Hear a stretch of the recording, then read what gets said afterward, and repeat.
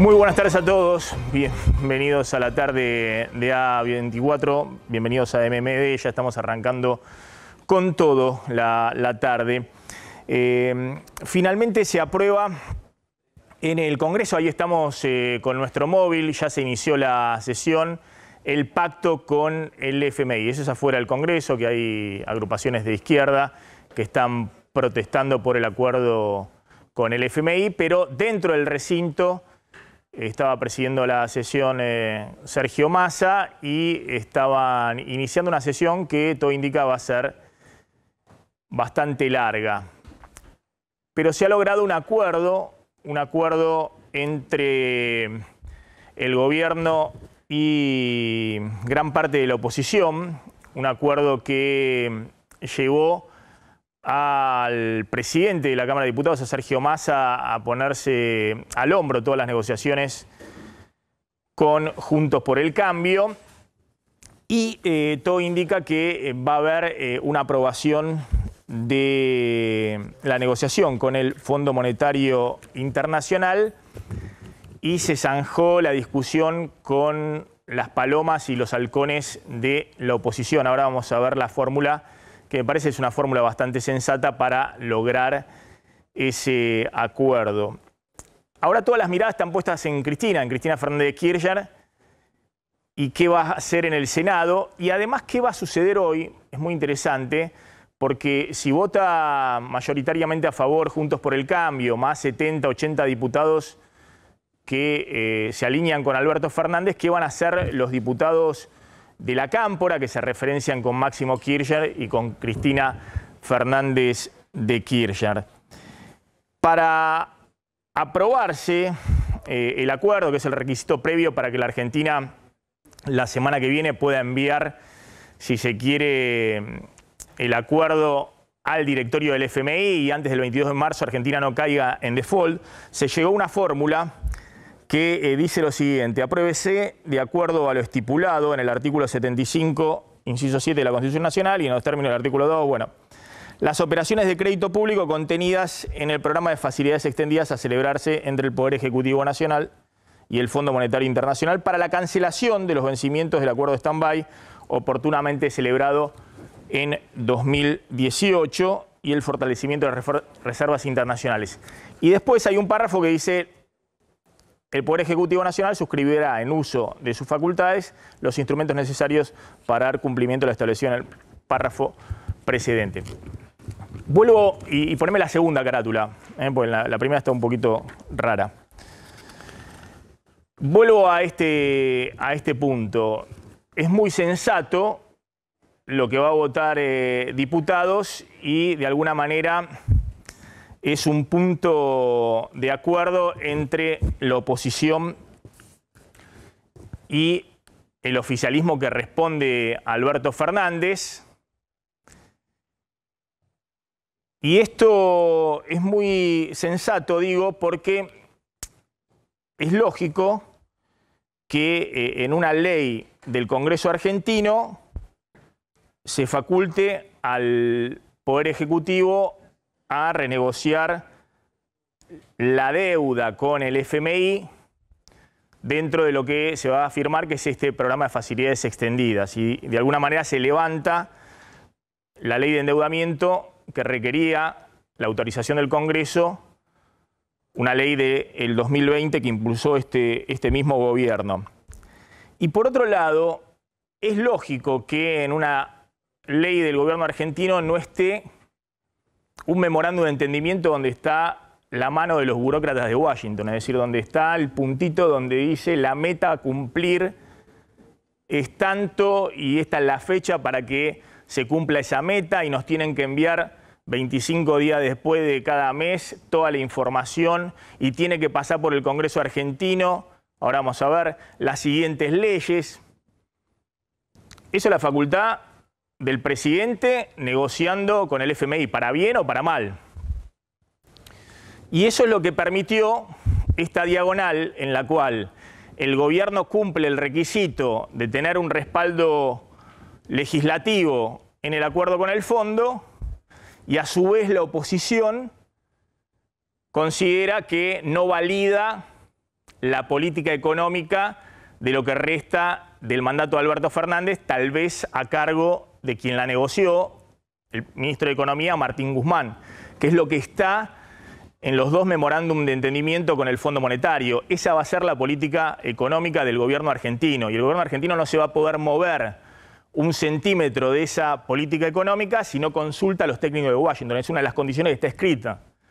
La verdad que el Parlamento argentino encima tenga que validar eso, bueno, es responsabilidad en todo caso de Alberto Fernández y de Martín Guzmán, que lo negoció.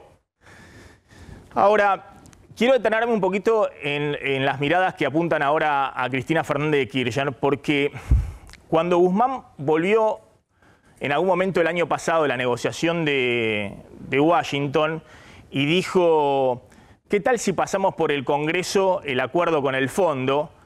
Había discutido con los técnicos del fondo y con algunos directivos que sería bueno que hubiera cierto consenso alrededor de las negociaciones con el FMI. Cristina en ese momento lo alentó y lo impulsó a que eso pasara por el Congreso, porque creía que de esa manera era la forma en que todos pusieran el gancho, es decir, que se vieran todos comprometidos frente al acuerdo con el fondo. Y lo que demostró eso que Cristina en su momento alentó es que el gobierno hoy tenía una fragilidad enorme, porque dependía de una negociación con la oposición cuando a sus espaldas una parte importante de los diputados y senadores del oficialismo no están de acuerdo con el acuerdo y vienen manifestando que lo rechazan. Entonces eso de alguna manera desnudó a un presidente en una situación casi ridícula, que era necesitar de la oposición para poder garantizar su gobernabilidad hasta el final de su mandato. Y ahora todas las miradas están puestas en Cristina. Dijo la vocera presidencial, yo no sé si este es un textual, pero dijo la vocera presidencial, ahí tenés la placa. La vicepresidenta deberá buscar ahora consensos en el Senado.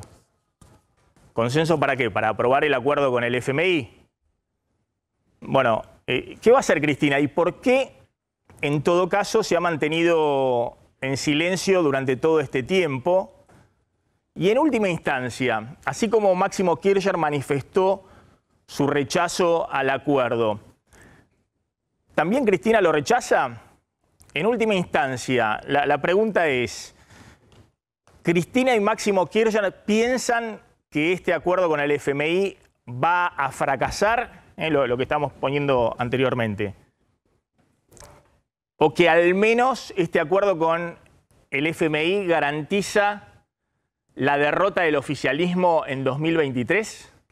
Eso es lo que piensa la vicepresidenta y por eso de alguna manera ha generado casi una crisis política en la cual tuvo que salir el presidente de la Cámara de Diputados, que es la tercera pata en la coalición de gobierno, junto con el jefe de gabinete Mansura, a buscar el apoyo de los gobernadores, no solamente del oficialismo, sino también de la oposición, y negociar la letra chica de lo que se apruebe con la oposición. Es decir, va a haber que mirar de cerca, casi como una cuestión para saber un poco cómo queda planteado el panorama político ahora en diputados, si se aprueba la ley con 190, 200 votos y demás.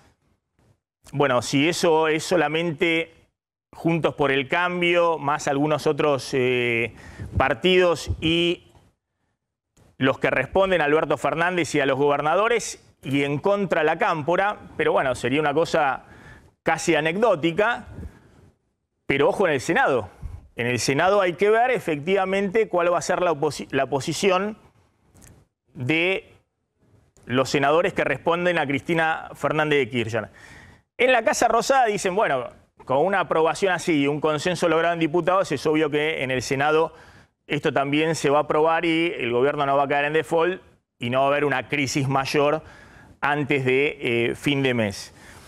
¿Tenés información, Pablo? Sí, a ver, básicamente lo que tendríamos que ver para entender la sesión de esta tarde-noche es, hoy el oficialismo cuenta con unos 90 votos propios, más unos 100 que aportaría Juntos por el Cambio y unos 20 más que aportarían otros bloques. Ahora, el análisis que hacen en este momento en el Ejecutivo es que esa votación se va a replicar en espejo, usan esta palabra, en espejo en el Senado. ¿Qué significa esto?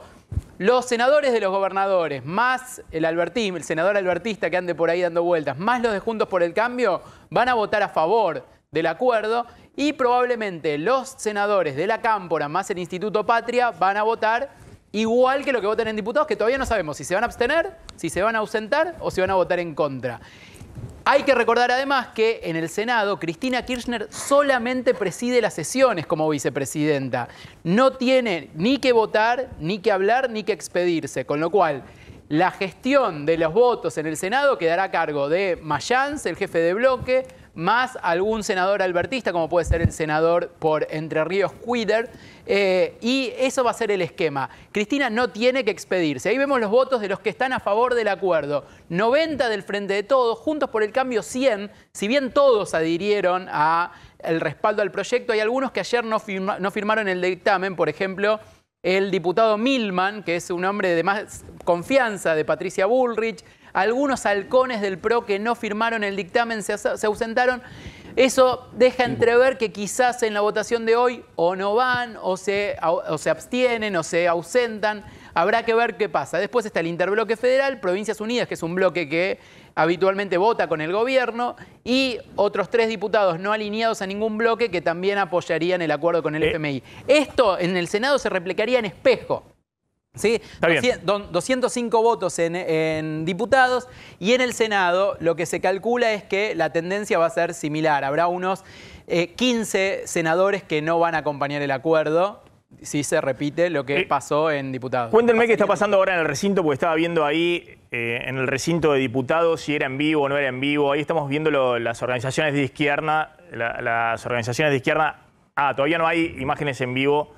En el recinto. Bueno, vayan contándome, digamos, para no confundir un poquito a la audiencia. Eso es lo que está la pasando sesión está afuera. Convocada para las 2 de la tarde, todavía obviamente no empezó. Bien. En general se estira unos minutos hasta que consiguen el quórum. Calculamos que alrededor de 14:30 va a estar comenzando. Bien. Hay que ver si empieza directamente con esto o si aparecen los pedidos de diputados, etc. Más allá del poroteo, que la gente ya se confunde y demás, lo voy a poner bien claro.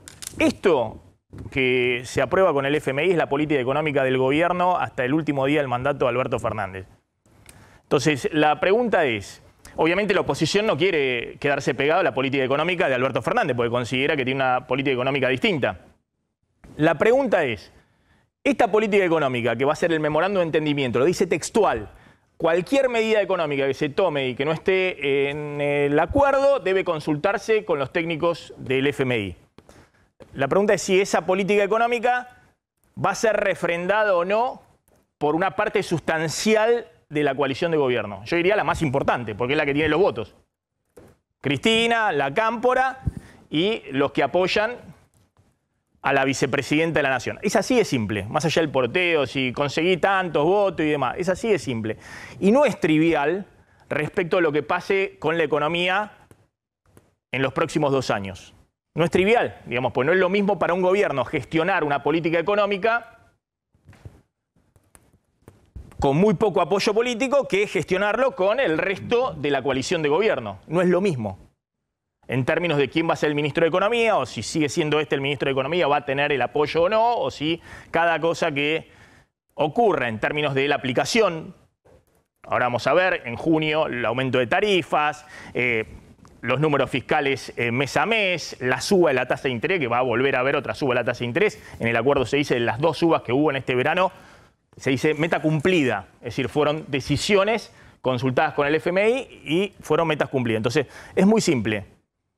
¿Esta política económica tiene aval dentro de la coalición de gobierno o es solo Alberto Fernández buscando algún consenso con más a los gobernadores y Cristina del lado de enfrente? La oposición obviamente está en el frente. ¿Dónde va a estar la oposición? ¿Qué va? ¿Cogobernar de acá a diciembre del 2023 con Alberto Fernández en la política económica? Está claro que no. Y el otro punto, y ya están el Chino Navarro y Facundo Soares Lastra. Fíjense lo que dice uno de los puntos como meta, como meta. Y la pregunta es, le voy a preguntar al Chino si va a haber nuevo presupuesto por DNU ahora en abril. Dice el Memorándum de Políticas Económicas: se deberá modificar la actual ley de presupuesto en línea con la meta de déficit fiscal de 2022 acordada dentro del actual programa. Como no tenemos presupuesto, porque tenemos el prorrogado del 2021, la pregunta es cómo hace el gobierno para modificar el actual presupuesto. Fecha 15 de abril del 2022. Está la meta ahí, explicitada. Imagínense si el gobierno va a enviar un nuevo presupuesto con todas las pautas y las metas del FMI al Congreso, después del problema que tuvo simplemente para aprobar la negociación. Uno tiende a pensar, y bueno, que ahora hará un DNU Alberto Fernández en los primeros 15 días de abril para incorporar en el presupuesto vigente, que es el 2021, las nuevas metas fiscales. Fernando Chino Navarro, gracias por venir. Facundo Soares Lastra. Bueno, esto es uno de los ejemplos, creo yo, del problema político que tiene por delante en términos de gestión económica Alberto Fernández. No sé si hay alguna definición respecto a esto, por ejemplo. No, primero, coincidiendo con lo que vos decías, buenas tardes, ¿cómo te va? Buenas tardes, que no sé. Yo creo que es muy importante la sesión de hoy. Una sesión, yo con vos tuve hace 10 días, era otro el clima, ¿no? Un clima más beligerante, más de confrontación. No recuerdo qué diputado opositor estaba, pero estábamos con un tironeo, cosa que se superó dialogando, hablando, priorizando el bien común, porque el acuerdo que nadie quiere, ninguno estamos contentos, es necesario firmarlo y es necesario como punto de partida para discutir estas cuestiones, que tienen que ver con cuestiones técnicas, como vos señalás, y que las personas que nos ven tienen que ver con su inflación, con su trabajo, con si le alcanza o no el ingreso. Por lo tanto, que las dos fuerzas mayoritarias, más los demás sectores de la oposición, con participación de sectores del trabajo, de la industria, de la producción, como ocurrió en los últimos días, hayan planteado en el Congreso la coincidencia respecto a hacer un acuerdo y pagar, de acuerdo a las posibilidades de Argentina, sin alterar el crecimiento ni el trabajo, es un paso adelante muy importante y un número que ni el más optimista de los optimistas, hace una semana, vos hablas con muchísimos actores de la vida pública, oficialistas y opositores, te había dicho 200 diputados que iban a votar a favor. Me parece que ese es el camino que hay que continuar. Nosotros no pretendemos cogobernar con el fondo ni locos. Ellos podrán tener la directiva, pero nosotros vamos a gobernar con la Argentina, con los argentinos. Pero poder transitar acuerdos con la oposición y con otros actores de la vida pública me parece que es el camino que nos puede servir para ir resolviendo problemas. Porque después veremos si hace un DNU o no el presidente, lo resolverá con su equipo más jurídico más cercano, pero lo concreto es que al no tener presupuesto el jefe de gabinete está facultado para ir administrando con el presupuesto del año anterior la gestión cotidiana. Pero lo que tenemos que tener en cuenta es que el acuerdo... que está escuchando atentamente Facundo Soares Lastra. El acuerdo que es absolutamente... Facundo va a coincidir porque tiene experiencia. Hemos marchado juntos en otra época contra el Fondo Monetario, moratoria allá. En los 80. En los 80 es un acuerdo que todos reconocen que es mucho más liviano, mucho más light que otros acuerdos. Pero eso queda para este análisis. Si en los días por venir... los argentinos no van visualizando que su vida lentamente va mejorando. Está mejorando. Se crearon 300.000 puestos de trabajo en los últimos 3 meses. Hay crecimiento, pero cuando vos lo cotejás con el día a día, a veces los argentinos no tienen la misma sensación que esos números macro que nosotros planteamos. Me parece que queda claro que si discutimos, nos peleamos, pero priorizando construir puente, acordar, resolver, lo que Argentina requiere es que la clase dirigente, política, también la económica, también los factores fácticos de poder, piensan en la Argentina como un todo y no ver qué se lleva en la crisis, tenemos destino y podemos encarar el 2023 de otra forma. Facundo Soares Lastra. Yo creo que hoy lo que va a pasar en el Congreso, lo que ha pasado en estos días de negociaciones y diálogo, es que hay un importantísimo triunfo de la sensatez y la moderación y me parece que en la política eso genera expectativas favorables. Creo sin dudas que veníamos con una tremenda mala praxis, una fractura, un sinsentido que nos llevaba a cometer errores, sobre todo al gobierno, y que ya sobre el borde de la incapacidad de encontrar los acuerdos, se abrió una expectativa distinta, se la trabajó muy bien. Yo creo que el Congreso, los líderes parlamentarios, el presidente de la Cámara, Mario Negri, el presidente del bloque de diputados, el conjunto de las fuerzas políticas de la oposición y el oficialismo, lograron un diálogo que permite que se abra una expectativa distinta. Y quiero subrayar, Maxi, algo que se decía acá. Esta ley sale con 90 votos del oficialismo y 100 votos de la oposición. Y eso también es una clave acerca del gobierno que ha estado paralizado en sus contradicciones internas. El gobierno no ha tenido programa económico porque no ha estado en condiciones de formularlo.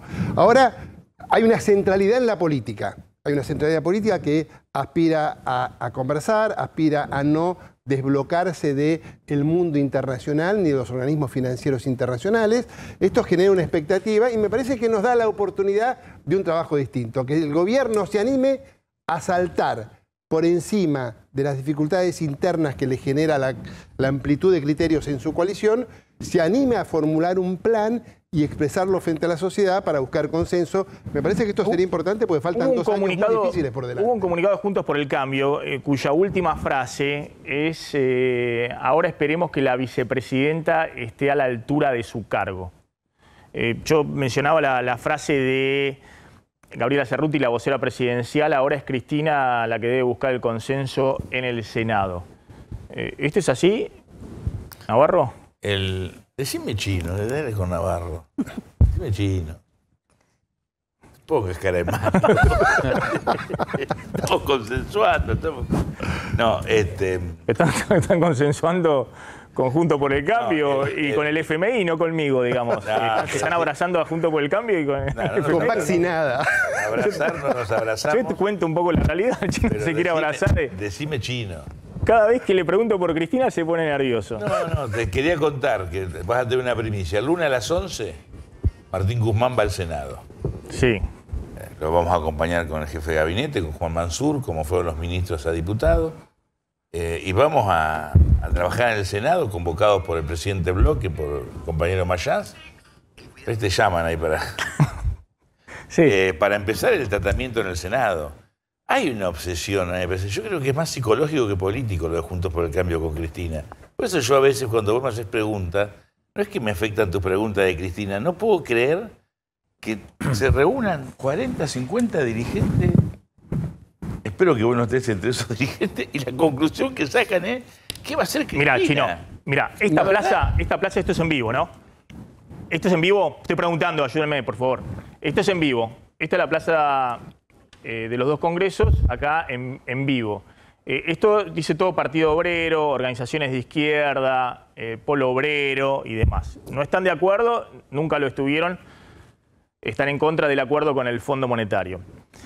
Acá hay un gobierno que tiene que gestionar una política económica que es el acuerdo con el Fondo Monetario. Entonces, no es trivial que preguntemos si el principal caudal político de este gobierno va a acompañar o va a estar dentro de poquito acá, en la plaza, porque si eso ocurre hay un problema de gobernabilidad con Alberto Fernández. Vos acabás de dar números. Vos tenías escrito ahí 90 votos oficialistas. Sí, y 100 de Juntos por el Cambio. Sí, pero con 90 votos no tienen... Sí. El bloque tiene 118 legisladores.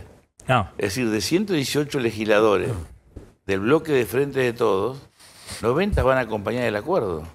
Quiere decir que en el bloque de diputados la mayoría de los legisladores de distinta procedencia, kirchneristas, peronistas, de otros partidos, de sindicatos, de organizaciones sociales, ligados a los gobernadores, intendentes, la mayoría vota el acuerdo. Pero nosotros somos respetuosos del disenso.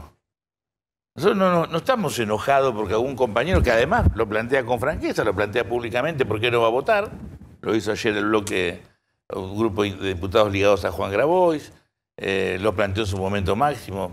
Nosotros no lo vemos eso como una ruptura, lo vemos como una diferencia en un tema que es álgido. Tampoco yo descalifico a la izquierda, digo, estos son turnos. Eso no es menor afrontar una deuda de 57.000 millones de dólares, que vos sabés que acordar y afrontar el pago exige un esfuerzo para la Argentina. Pero una cosa, si vos el esfuerzo lo haces a costa de menos crecimiento, más pobreza, menos trabajo, o lo haces en el marco de una política de crecimiento y de trabajo, donde algunas cuestiones macro que va resolviendo va a beneficiar a la economía argentina y a los argentinos. Pero, Chino, lo de la izquierda ahí es testimonial. Ellos van y dicen, nosotros estamos en contra, y es testimonial. Cristina, Máximo, no es testimonial, están gobernando. Entonces, ¿cómo son parte de la coalición, son parte de la coalición, y somos una coalición que tenemos contradicciones. Si ustedes siguen la política del Partido Demócrata de Estados Unidos, verán las dificultades que tiene Biden para sacar sus leyes, sus disposiciones del Senado o en la Cámara de Representantes, porque hay diputados o senadores demócratas que no lo acompañan y construye alianza con otros sectores. Suárez Lastra. No Sí. es una cosa inédita. Sí, yo creo que digamos, a mí me gusta en un día como hoy seguir regando a la plantita de la posibilidad que se abre, porque me parece que el gobierno tiene una forma de extrabar lo que aparece como una tendencia casi exagerada a la procrastinación, esto de haber demorado 2 años el acuerdo, no poder sacar el presupuesto, digamos, por falta de capacidad para expresar a su conjunto y por el peso relativo importante que en términos simbólicos tienen los que se oponen. No es que se opone cualquiera, se opone el presidente del bloque del Frente de Todos, que se llama Máximo, que es un nombre exagerado, pero tiene un apellido Kirchner, que es muy claro.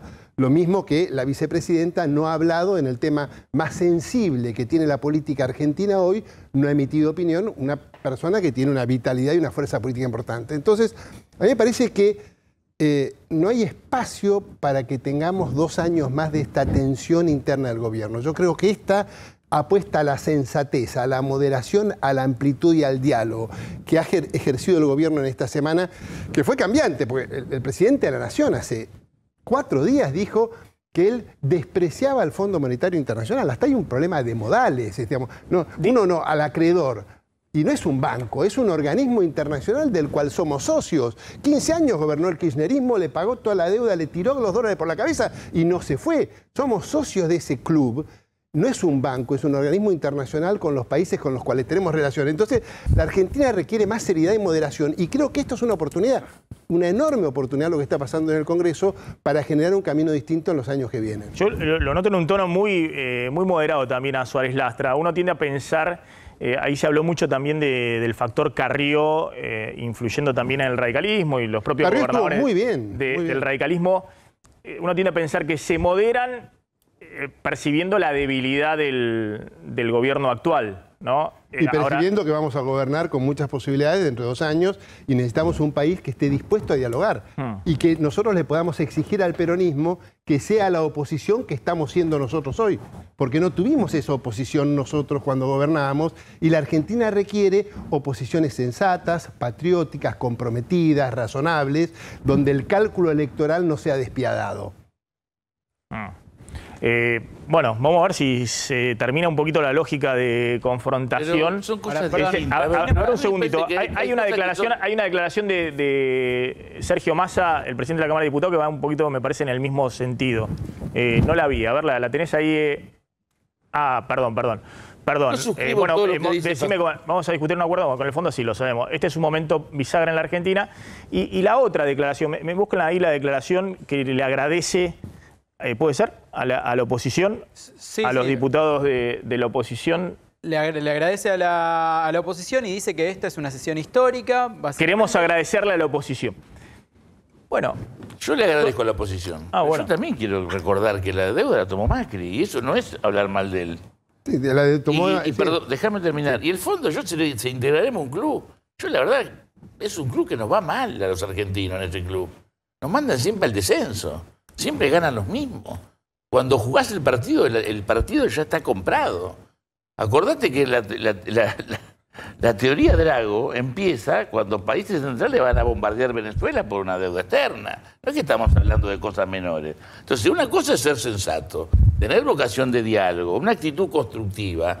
Yo no siento que somos un gobierno débil, todo lo contrario, porque en el marco de una pandemia, con una crisis sin precedentes, negociamos con los acreedores privados, estamos negociando con el Fondo Monetario, tenemos una posición clara en en el marco internacional. Argentina, con problemas muy graves, socialmente está tranquila, está creciendo. Entonces, yo no digo que somos una panacea, que somos un equipo que gana 10-0, no.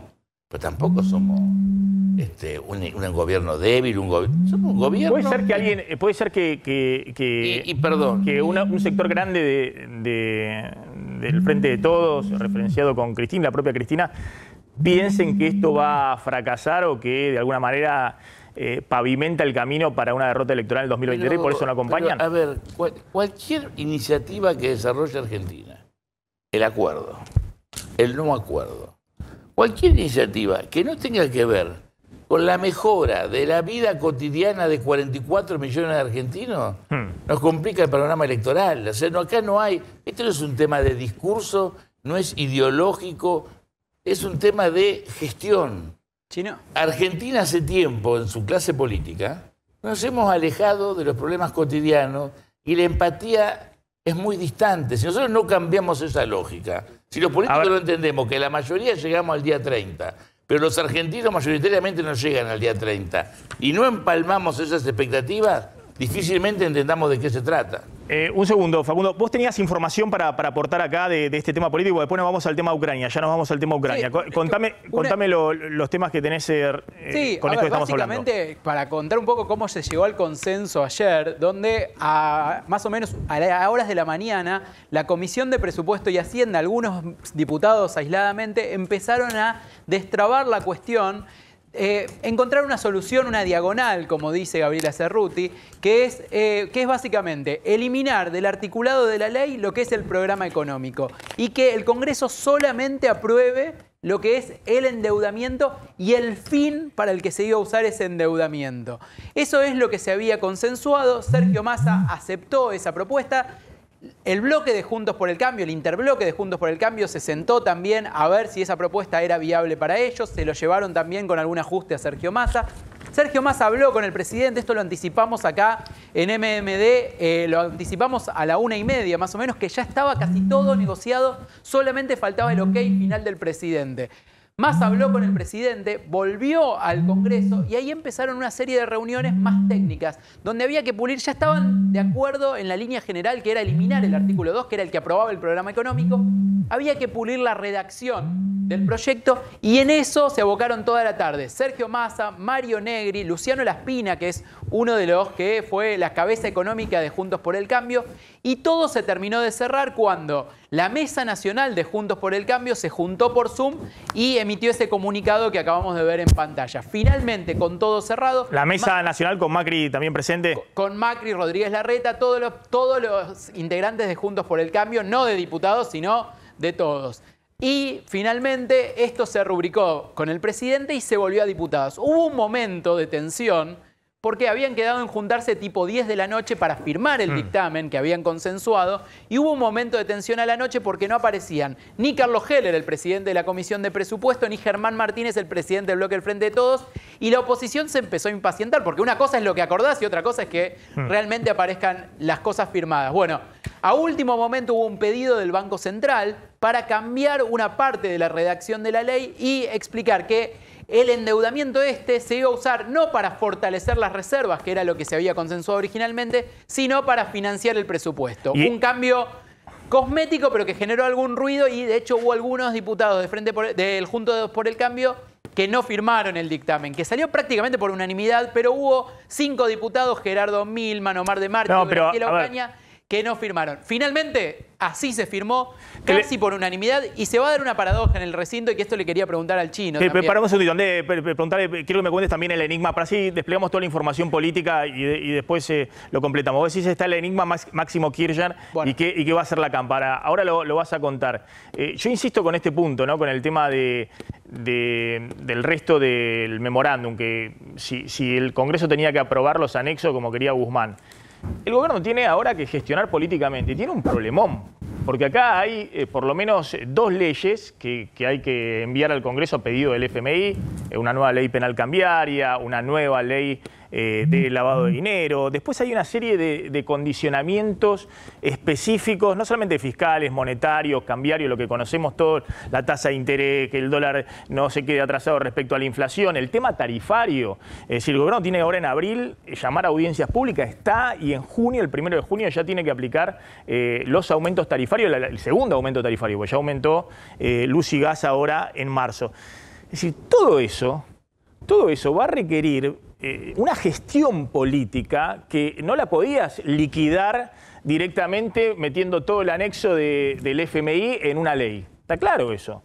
Entonces eso va a requerir mucha habilidad política y mucha fortaleza política del oficialismo y consensos internos o negociación con la oposición para ir gestionando a lo largo del año. Por eso lo que te dicen fuentes parlamentarias y también del Ejecutivo es, fueron por la opción de máxima, que era aprobar el artículo 2 con todo el programa. Bien, pero ahora, esta es la opción posible. Después habrá que seguir negociando los distintos artículos y ir viendo qué esta es una opción, si se quiere, muy sensata, si lo que querían era que el FMI aprobara, que insisto, es la primera vez que un acuerdo con el FMI tiene que pasar por el Congreso. Estoy contando conceptualmente que después la gestión de la política económica, que obviamente la tiene que hacer el Poder Ejecutivo, con su ministro de Economía, va a requerir después mucha política también en el Congreso, porque va a haber cosas que también van a tener que volver al Congreso. Se dijo en el Congreso, incluso hasta lo dijeron algunos compañeros de Frente de Todos, que había cláusula secreta. Entonces lo que hizo Martín Guzmán, en un artículo que no estaba dividido, en un proyecto que no tenía dos artículos, era uno solo, inicialmente, después se modificó, es poner toda la información arriba de la mesa, que nadie diga que hay artículos secretos, que hay cosas que no se saben. Ahora, lo central en términos de política, más allá de la forma, yo estoy conforme igual que vos con la redacción del artículo que se va a aprobar, pero la información está arriba de la mesa. Nadie puede decir que no sabe. Ahora hablamos un poquito. Un segundo, ahora hablamos de eso. Dejamos lo del enigma, entonces, Máximo Kirchner, ponelo a Máximo Kirchner acá. Sí. Vos tenés la información del enigma, cómo va a votar. Lo dejamos ahora un toquecito, porque lo tengo a Gustavo Sierra para hablar del otro tema, ¿no?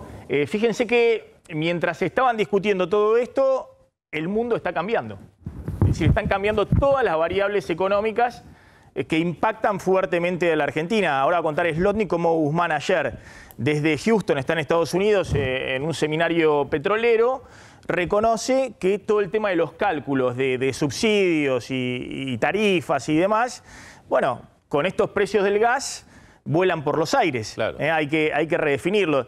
Lo tenemos conectado a Gustavo Sierra y lo tengo a Luis Rosales para analizar un poquito qué está pasando en este momento en Rusia. ¿Podés venir acá, Luis, y acompañarme un poquito para que me cuentes, y me interesa la opinión de Gustavo, que me cuentes el mapa, digamos, de cómo estamos en este momento en el mapa de Ucrania y lo que viene sucediendo? Bueno, la mancha, digamos, de aceite rusa sigue creciendo, pero muy lentamente.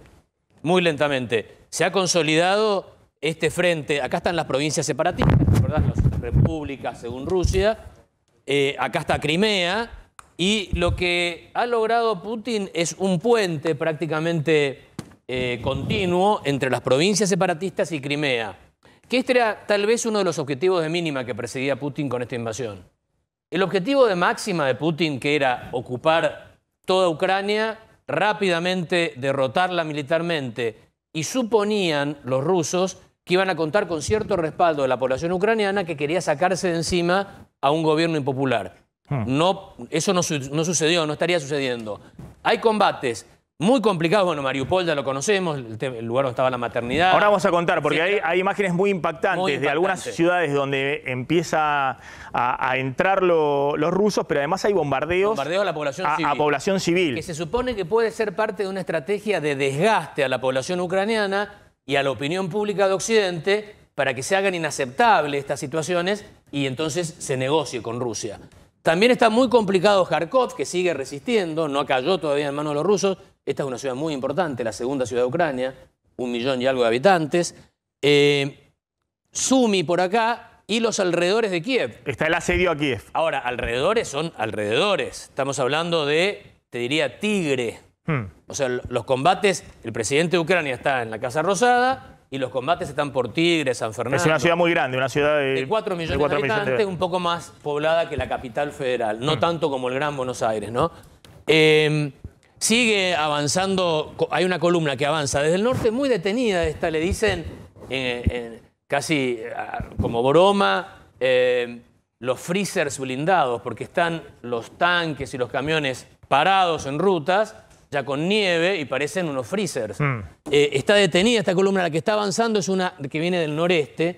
Ahora estaba viendo recién, pero son recientes las imágenes, unas imágenes muy impresionantes de drones, de cómo los ucranianos logran detener una de estas columnas que viene acá y se repliegan. Están encontrando en el terreno mucho más resistencia armada y popular de la que pensaban los rusos.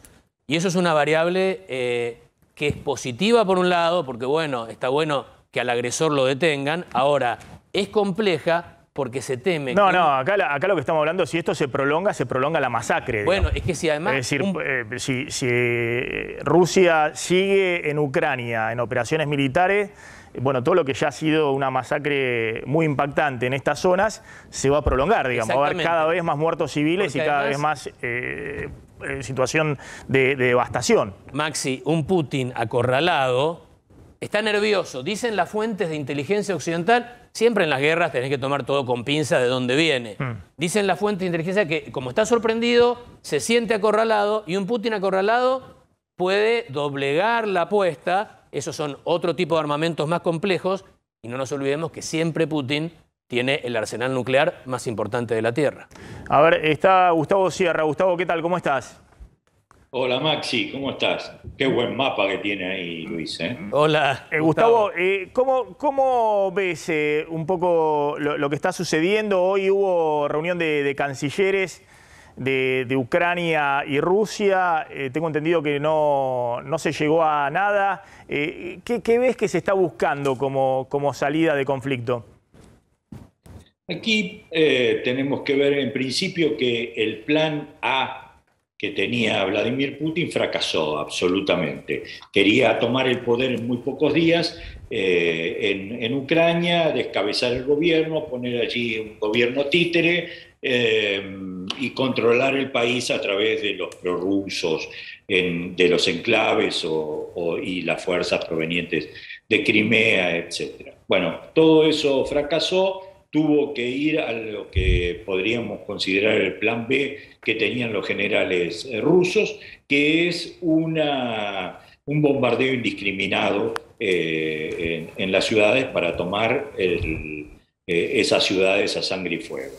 En general, la situación, como la venía diciendo Luis ahí con el mapa, nos encontramos que está habiendo un avance de las fuerzas rusas mucho más lento de lo que se esperaba y que no se está dando en el norte, o sea, la entrada que se creía desde Bielorrusia hacia Kiev tampoco se está dando. Y comienzan a aparecer algunos escenarios diferentes. Por ejemplo, lo que apareció en las últimas horas es el escenario de la utilización de armas químicas y biológicas. Y Rusia tiene una larga historia con respecto a esto. Tiene probablemente el arsenal más grande de armas químicas y biológicas del mundo y ya las ha utilizado muchas veces, sobre todo en Siria, donde ha provocado matanzas muy grandes. Entonces, aparentemente han aparecido algunas evidencias de que hay algún tipo de arsenal de armas químicas dentro de Ucrania que ya tienen las fuerzas rusas, y esto puede ser un arma de doble filo para Putin, porque por un lado puede ayudarlo, como ya ha sucedido en Idlib, en Siria, etcétera, a apurar las operaciones, porque lo necesita desesperadamente. Cada día que está allí empantanado en Ucrania es un día que pierde y que las fuerzas ucranianas, digamos, la resistencia ucraniana se va agrandando y Occidente puede llevar allí mayor cantidad de armas para la defensa. Por un lado. Sí. Pero por otro lado, desde Londres y desde Washington ya están anunciando que esa puede ser una línea roja. Si se cruza, la OTAN podría intervenir. Claro, pero a ver, quiero un poquito discutir eso, porque yo he visto ayer a Nancy Pelosi, que es la mujer fuerte de la administración Biden, más allá de la Secretaría del Tesoro, Janet Yellen, diciendo... Todas mujeres, ¿no? Porque Kamala Harris, ella... Bueno, sí, pero Nancy Pelosi es el apoyo de Biden, diciendo... Ponela un poquito en inglés y lo voy comentando. Lo que está diciendo Nancy Pelosi es... Ponelo, tíralo, dale. Poné con audio. Putin is trying to bake the trap so that we go in, and that's the beginning, could be the beginning of World War III. Putin totally irresponsible, using weapons that are not allowed under the Geneva Convention. Putin, who threatens use of chemical weapons.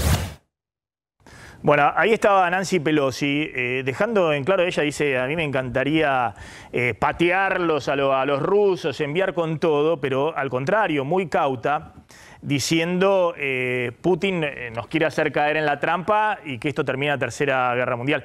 E insisto, no es lo mismo para una democracia que para un gobierno autoritario escalar con una potencia militar de estas características. Se parecen estas imágenes, con las diferencias del caso, obviamente, a cuando los aliados trataban de involucrar a Estados Unidos en la Segunda Guerra Mundial y Estados Unidos hizo rogar. Claro, pero no había... Hizo rogar varios años. Pero por eso, pero no había armas nucleares. No, está claro. Por eso te pregunto, Gustavo, claro. Hasta ahora Estados Unidos no ha dado ni si se lo ve a Zelensky desesperado, diciendo manden una zona de exclusión aérea, denos apoyo en el terreno.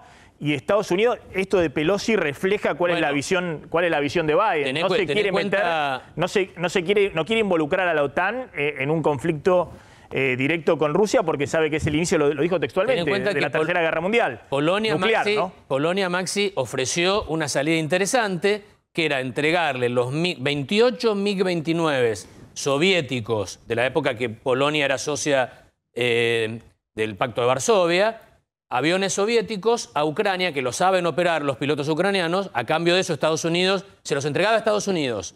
Estados Unidos, en la base de Ramsfeld en Alemania, los guardaba ahí, los tenía ahí, le entregaba a Polonia a cambio unos F-16 modernos, era un buen negocio para Polonia. Y esos aviones Estados Unidos se los tenía que entregar a la Fuerza Aérea Ucraniana, y con eso ya 28 MiGs para Ucrania. ¿Y qué pasó? Estados Unidos dijo no. Bueno, por eso. Los polacos ofrecieron... Lo menciona Pelosi como parte de la trampa. Claro. También dice el tema de los MiG y más. Gustavo, ¿vos ves que puede haber una escalada o, como dice ahí Pelosi, son muy conscientes de que cualquier movimiento adicional puede llevar a algo que sería una catástrofe planetaria? Maxi, por supuesto, esa es la posición que ha tenido hasta ahora Estados Unidos y mantiene la OTAN, y no ha querido intervenir de ninguna manera allí porque entiende precisamente que podría poner las cosas mucho peor de las que están ahora. Lo que me refería era a una cuestión absolutamente nueva, diferente, que podría modificar esto, y es si realmente Putin continúa con esta ofensiva a mansalva que está realizando en este momento, y continúan los bombardeos contra los hospitales, etcétera, y la utilización de armas biológicas y químicas. Y eso sí podría modificar totalmente el escenario y podría dar, digamos, una excusa diferente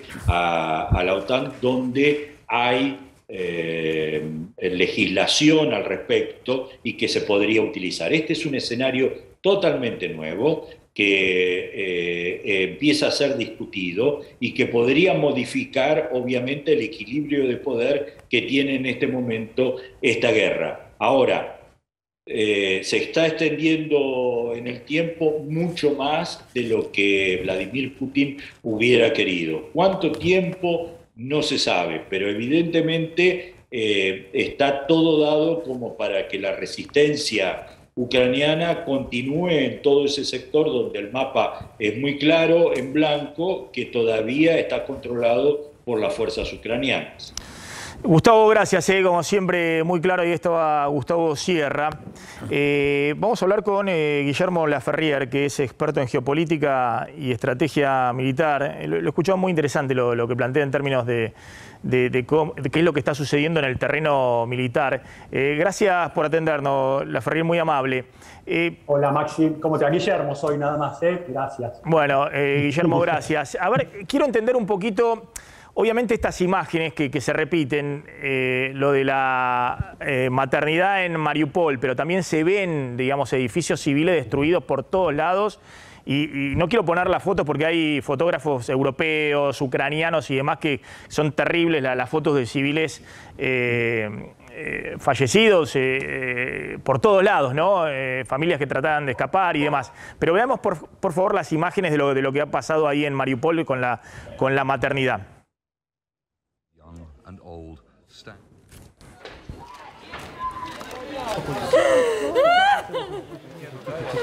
Нет, иди сюда. Там прошли. Все нормально, все хорошо.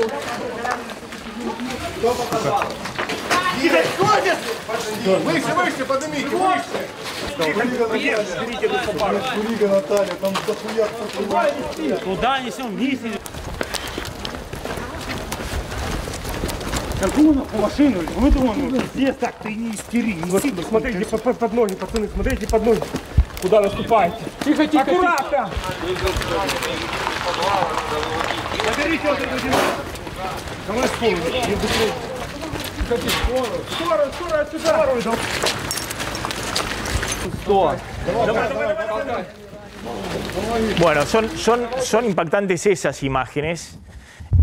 Insisto, se multiplican, hay muchas imágenes, pero esta ha generado, digamos, una repercusión y una indignación mundial muy, muy grande. ¿Qué es lo que está sucediendo en este momento donde si uno piensa que Putin quería tener, digamos, un control de Ucrania, todo este tipo de bombardeo a civiles no hace más que alentar algún tipo de resistencia? O hay también imágenes, ahora vamos a mostrar, digamos, de rechazo de la población civil a la ocupación rusa. Pero ¿qué es lo que está sucediendo en este momento donde se ha pasado el combate con los tanques a bombardear ciudades? No, lo que vos tenés es que los rusos iniciaron una campaña muy rápida y audaz en los 2-3 primeros días, que colocó una fuerza aeromóvil en las proximidades de un aeropuerto cerca de la ciudad de Kiev. Destruyó en 2 días la Armada y gran parte de la Fuerza Aérea ucraniana. Ha conquistado toda esa franja de terreno que están ustedes mostrando en ese mapa, que tiene entre 120 y 200 y algo de kilómetros. Controlan todo el Mar Negro y el Mar de Azov, casi llegando a la ciudad de Odessa. Yo creo que los rusos, esa primera etapa de la guerra, les causa bajas por la velocidad de la acción, por haber abierto sus flancos para acciones de fuerzas ucranianas que pudieran estar emboscadas. Y hoy están, se sentaron en todo este tema de charlas y creo que vamos a ver una segunda etapa en la cual los rusos van a mostrar un ejercicio del poder mucho más crudo que todavía del que estamos viendo. Y quiero también indicar algo. El cuarto día de la guerra, el gobierno ucraniano ya pidió un alto el fuego. Y eso te da un índice muy claro de la situación militar que está Ucrania desde el inicio de esta guerra. Vos decías que vamos a ver un poder de fuego mayor de los rusos. Esto significa más devastación, digamos. Hay varias declaraciones. Creo que Macron y el canciller alemán hablaron hoy con Putin.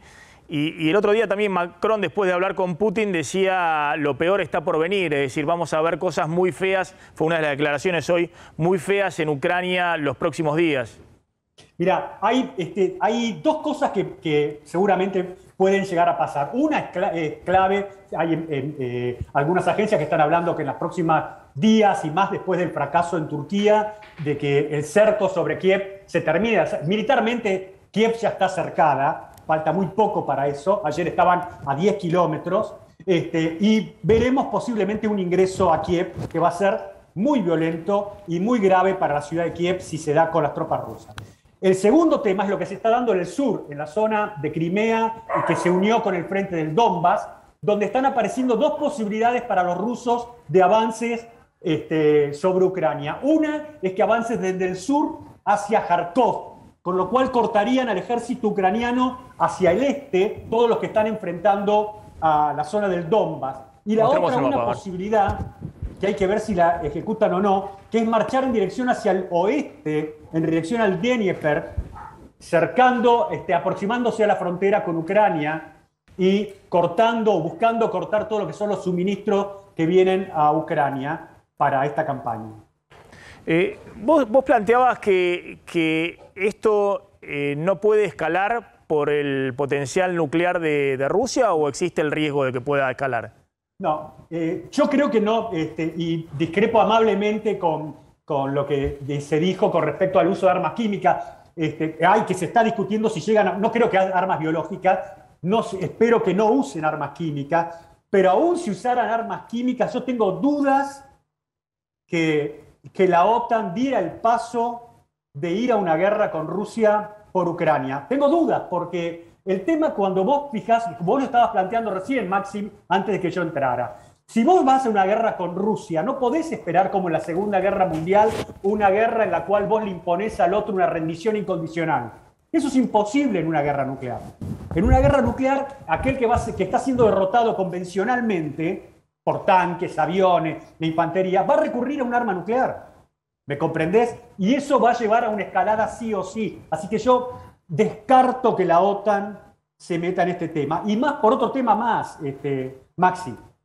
Desde el año 2014 Ucrania viene pidiendo por ingresar a la OTAN. 2014, casi 8 años. Y no lo hicieron entrar. ¿Por qué no le hicieron entrar a su momento? Básicamente porque sabían que si entraba a la OTAN Ucrania, compraban llave en mano este problema con Rusia. Esa es la causa de todo. Finalmente, ¿cuál es la salida para todo esto? ¿Cuál sería la salida para Putin por un lado y para Ucrania? Porque, insistimos, algunos dicen, bueno, se va a quedar el ejército ruso en Ucrania y va a haber una resistencia permanente, lo cual sería una masacre permanente de civiles y demás, además de una conmoción mundial, porque si estamos entre las represalias a Rusia, que están generando también una crisis muy grande desde el punto de vista de la energía en Europa y repercusión de precio en todo lado, en los combustibles en Estados Unidos, el impacto sobre los precios de los alimentos, todo lo que está ocurriendo. Además de todo eso, bueno, habría una situación desde el punto de vista humanitario catastrófica. ¿Hay alguna salida que pueda significar el retiro de Putin y a su vez algún tipo de estabilidad en Ucrania?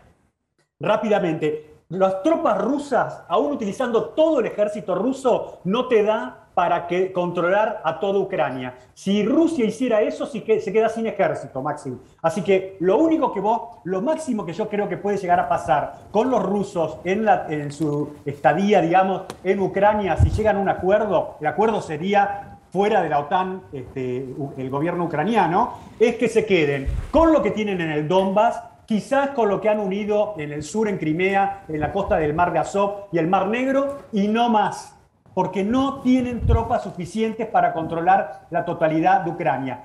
Insisto, tienen tropas como para golpear duramente Ucrania, buscar un cambio de gobierno, pero no hacerse de todo el país.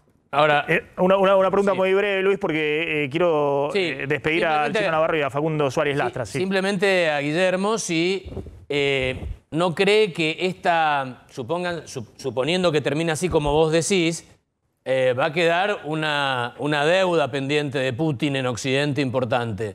No creo que se la perdonen en el tiempo. De alguna u otra forma. Pero eso ya es un tema político que por ahí me escapa. Lo doloroso también, que sumo a lo que vos acabás de decir, es que este tema de haber buscado una finlandización de Ucrania se podría haber logrado en paz y mucho antes, con una situación mucho más ventajosa para Ucrania que el desastre que va a causar que se logre por la fuerza.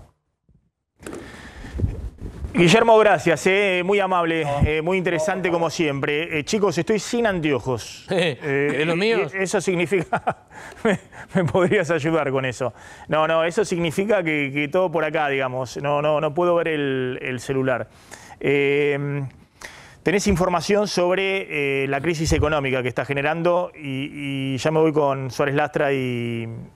Claro, porque lo que venimos contando acá en el programa es que justamente la guerra, la invasión rusa a Ucrania, lo que provocó fue un aumento persistente, una disparada de los precios de las materias primas y un traslado rápido a los precios de los productos básicos de la canasta básica alimentaria en las góndolas. Entonces, en las últimas 2 semanas, básicamente, vimos incrementos de hasta 30% en productos farináceos, en harina, fideos, galletitas, también en aceite. Tenemos ahí la placa justamente, básicamente en el aceite de girasol, tenemos, digamos, aumentos, pero lo que se suma en las últimas horas es faltantes en supermercados, pero sobre todo en autoservicios y en pequeños supermercados, almacenes de barrio, de algunos de estos productos de la canasta básica. Es la próxima placa, y lo que estamos viendo justamente es en aceite, sobre todo en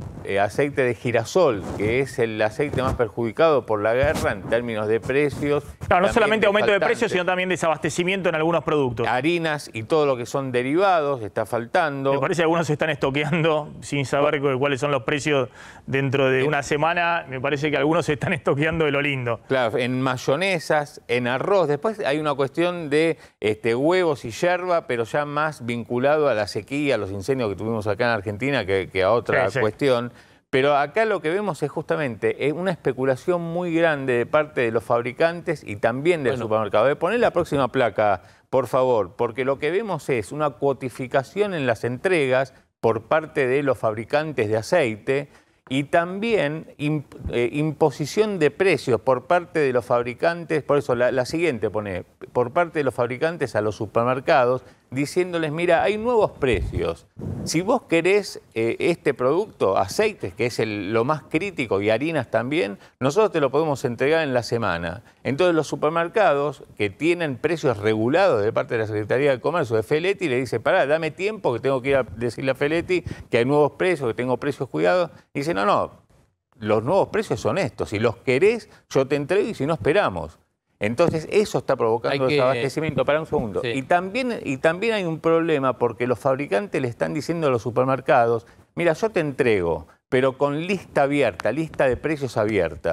O sea, vos querés aceite, yo te lo doy, pero el precio te lo pongo la semana que viene o la siguiente. Entonces los supermercados dicen, no, pará, ¿cómo, y a qué precio lo vendo? Bueno, eso está provocando justamente faltantes, sobre todo en aceites y en harinas y sus derivados. Justo los productos donde Ucrania es gran productor. Claro. Las llanuras ucranianas compiten con el Midwest norteamericano, la Pampa argentina, Australia, probablemente Canadá también, en producción de cereales y alimentos. Así que es un tema que la guerra en Ucrania afecta directamente a todos esos productos. Ya vuelvo con este tema. Tiene información Flor Halfon. Vamos ordenando un poquito la información que tiene Flor, así me la dicen y la podemos desplegar. Y tenemos el móvil en el Congreso, porque está empezando la sesión. Pablo, habías dicho 14 horas, estaba empezando la sesión del acuerdo con el Fondo Monetario Internacional. Sí, con muchas marchas en los alrededores, la sesión que todavía no comenzó, están llegando recién los diputados, se ve apenas 2 diputados en el recinto, de a poquito van a ir llegando, hay algunos más que están sentados en las bancas del fondo, pero bueno, calculemos más o menos para 14:30 que esté comenzando la sesión.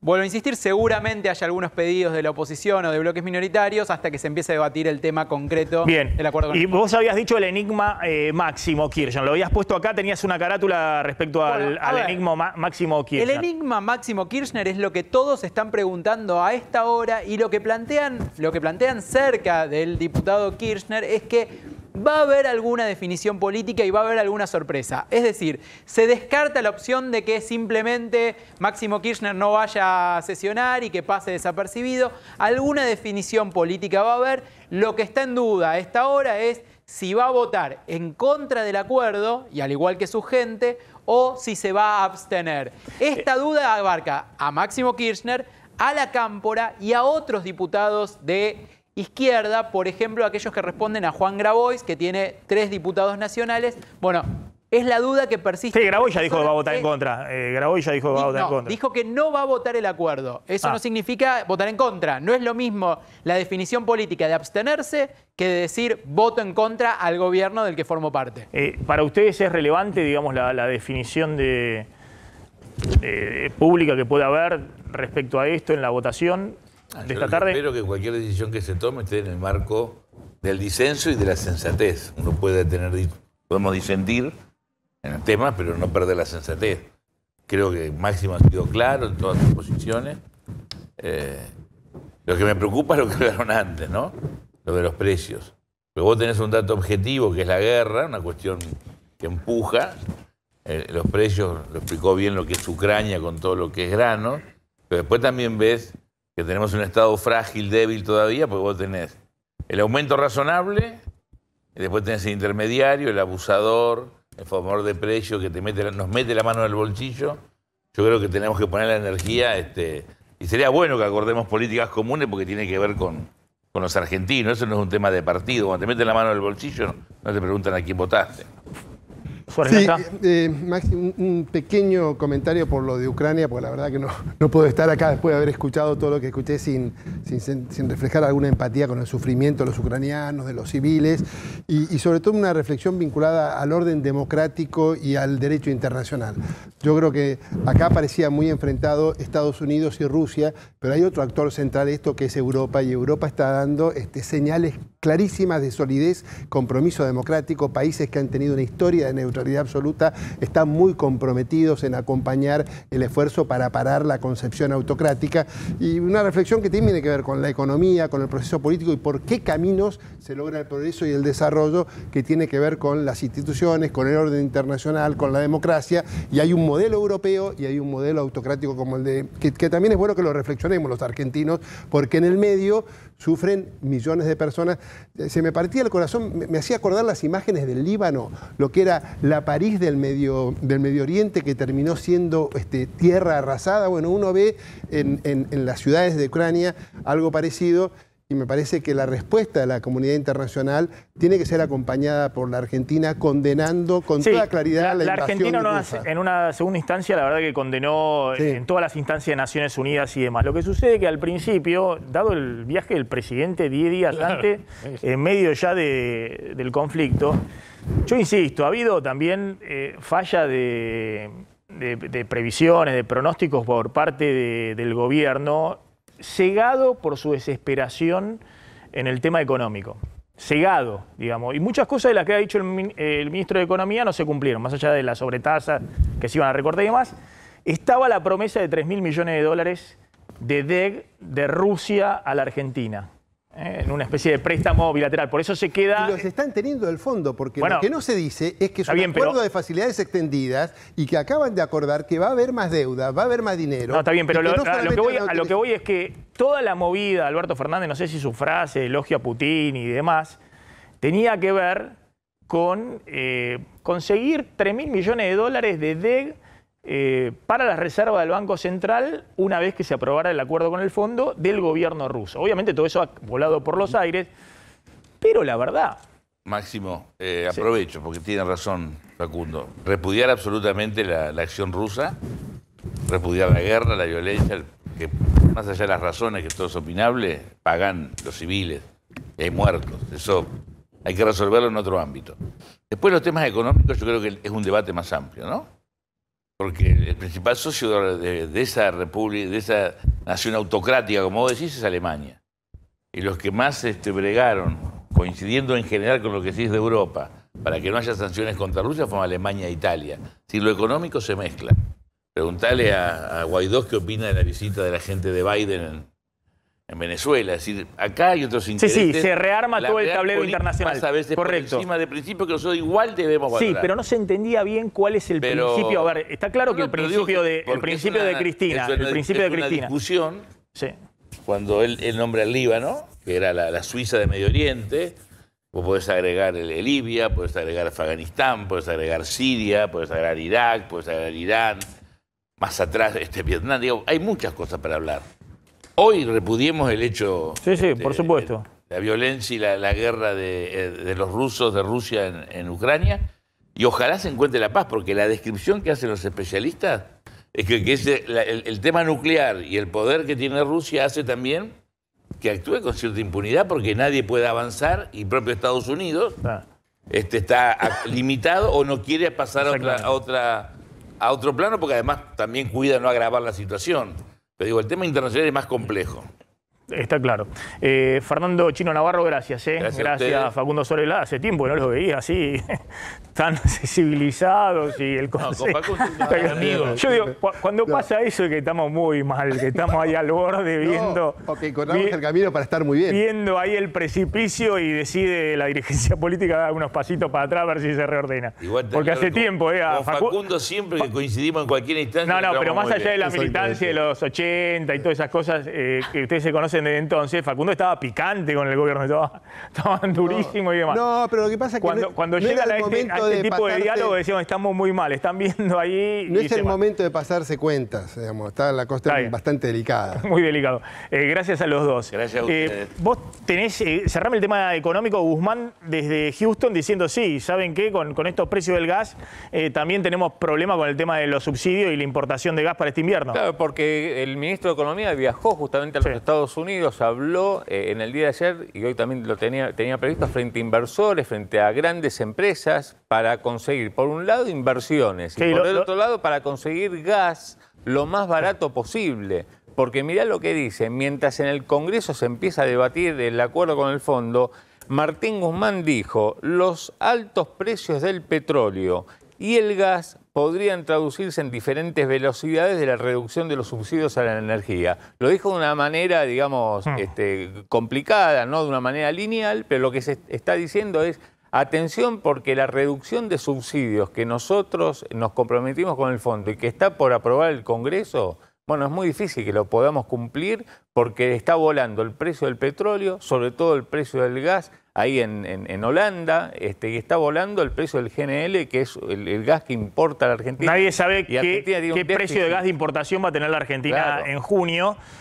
Hay un compromiso con el FMI de retirar el 10% de la población en área metropolitana, Ciudad y Gran Buenos Aires, la totalidad de los subsidios, pero si el precio del gas se dispara, eso pueden ser aumentos estratosféricos. Bueno. Y para el resto, que ya está pautado cuál es el aumento previsto, de 42%, dijimos, para el 80% de la población, o sea que hace falta otro aumento en junio del 22%, ojo que con esos aumentos, si se te dispara el precio del gas, no lográs reducir 0,6% del PBI, los subsidios energéticos, como está en el acuerdo. Entonces, verdaderamente para el gobierno es un problemón que vamos a ver cómo se resuelve. Bueno, una de las cuestiones que quiere resolver Guzmán es, frente a los empresarios le dicen, si ustedes se comprometen a hacer inversiones, traen dólares, vemos de qué manera podemos resolver el cepo para que cuando traigan los dólares se los puedan llevar. Pues con cepo, viste, Argentina tiene graves problemas de que cuando vienen a invertir después no se pueden llevar los dólares. De eso se está hablando hoy en Houston. Vuelvo a Ucrania. Flor, tenías información adicional sobre la maternidad bombardeada en Mariupol. Sí, empiezo por lo último que sabemos sobre eso, porque inicialmente se hablaba de 17 heridos, se hablaba también de que había personas bajo los escombros, pero ahora hay medios que están hablando de 2 menores fallecidos. Esto se va a ir actualizando minuto a minuto, vamos a ver si efectivamente se confirma y es así, pero esto es lo que están publicando los diarios del mundo. Mientras tanto, el presidente Zelensky, el presidente ucraniano, lo calificó de atrocidad, dijo que es la prueba final del genocidio. Y después se dio en la ciudad de Kherson, o Gerson, le decimos nosotros, esto que vos decías antes, de esta resistencia de civiles, ¿no? Hay distintas imágenes, hay distintos videos. Ahí lo mostramos. Mostrame el mapa un segundo, porque está hablando, y es bueno también ubicarlo con Luis Rosales, está hablando de la ciudad de Kherson, acá, ¿no? Flor Halfon. Recién estamos hablando de Mariupol, que es en el sur de Ucrania. Bombardeo de esta maternidad, ya bombardeos registrados a civiles, una ciudad que está prácticamente en manos rusas, digamos, ¿no? Además de los bombardeos. Pero en Kherson, que es, Luis, ayúdame, es más al norte. Ya te digo exactamente. Kherson está muy cerca de Mariupol. Está cerca de Mariupol. Sí. Bueno. Está ahí al sur, mira, ahí un poquito al sur. Ahí, Kherson. Acá, ahí. Mirá, acá. Ahí está. Ahí está. Ahí está. Es como el extremo del territorio ocupado por los Acá está rusos. Mariupol, donde contaba la bombardeo. Y acá está Kherson. Estabas contando que en Kherson, que también es una área ya hoy ocupada por los rusos, Flor.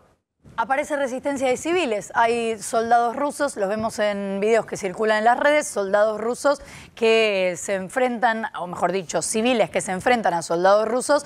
Ahí vemos las imágenes, una situación de mucha violencia, pero también mucha desigualdad, o sea, desigualdad de recursos. Y eso se va repitiendo, la escena de civiles que se enfrentan de algún modo. Claro, que no aceptan la ocupación rusa. Que no aceptan, no salen corriendo. No, obviamente, tratan de manifestarse. Claro, obviamente en esos lugares hay ley marcial, digamos. Hay un ejército que está ocupando, invadiendo. No puede haber reuniones en la vía pública. Obviamente fíjense la cantidad de gente que hay. Y los soldados, obviamente rusos, tampoco pueden disparar a la multitud. Exacto. Sería una masacre. Pero bueno. Esa ciudad de Kherson está muy, digamos, es casi la avanzada de los rusos frente a la ciudad de Odessa, que Odessa, el puerto de Odessa, es cuando volvamos al otro mapa, si lo vemos, Odessa es, yo diría, la perla, ahí está Odessa, la perla del Mar Negro, porque ahí estaba situada la marina ucraniana. Es un puerto, una ciudad enorme. Que fue neutralizada por los rusos. Fue neutralizada, pero de lograr ocupar esa ciudad, para los rusos sería un gran avance y además inutilizarían toda la costa, ocuparían toda la costa del Mar Negro. Fíjate además que estos videos son de TikTok. TikTok está funcionando en esta guerra como una red social que, si bien hemos tenido guerras con redes sociales, TikTok es furor en este momento porque vemos esto, vemos un montón de civiles ucranianos que muestran lo que están pasando adentro del país. Y también por eso, me imagino, es que los soldados rusos no hacen tampoco cualquier cosa. Claro. Están las cámaras de cualquiera, el celular de cualquiera, tratando de mostrar todo esto. Y también supongo que eso ayuda a la fuerza de la manifestación. Vos sabés que además, por las imágenes de ayer, que pegaron las de la maternidad en todas partes del mundo, la vicepresidenta de los Estados Unidos, Kamala Harris, sugirió que Estados Unidos va a empezar a analizar la posibilidad de someterlo a Putin a la Corte Penal Internacional. Eso es complejo, porque te condena la Corte Penal Internacional de La Haya y ahí tenés problemas para toda la vida. Los dictadores africanos que han sido condenados, algunos jerarcas bosnios y serbios, ¿te acordás en la guerra de los Balcanes? Pero Luis, volvemos al tema, estamos hablando de una potencia nuclear, ¿no? Bueno. Esto es como cuando, con un país incomparable con Rusia, como cuando Trump fue a darse la mano con el coreano. Con el de Corea del Norte, digamos, porque está la sospecha de que tiene bombas atómicas. Bomba atómica. Claro, ahora estamos hablando de Rusia, que tiene el mayor arsenal nuclear del mundo. Lo que ella señalaba puede traer unas imágenes bien filmadas, puede traer como consecuencia que a Putin se le complique la situación. Si a vos te condena la Corte Penal Internacional, te transformás en un paria, no podés viajar, tenés que quedarte aislado en tu palacio, porque aterrizás en un aeropuerto y te pueden detener, por más que seas Putin. Y después no es un momento fácil para hablar de cifras de civiles muertos, porque Naciones Unidas, por ejemplo, ahora registra 500 civiles muertos y es difícil pensar. La propia Naciones Unidas dice, nosotros tenemos verificados estos 500, pero seguro son muchísimos más. Recordemos que hace una semana que Ucrania ya está hablando de 2.000 y todavía no se conocieron más cifras. Así que en ese sentido el tema de los números es difícil. Hay también civiles enfrentándose a soldados rusos en un montón de ciudades y a cualquier edad. Hay un video que es muy impresionante, efectivamente. Fíjate, a ver, ponlo un poquito con el audio de la cámara de seguridad de esto en qué ciudad es. No, estamos hablando. Yo entiendo que puede ser en Irpin, son los ancianos. Estamos hablando de dos ancianos enfrentándose a... Voznesensk es la ciudad. ¿Sí? Sí. Bueno, pongámoslo. Lo acaba de mencionar. Son personas de la tercera edad, soldados rusos entran a su domicilio.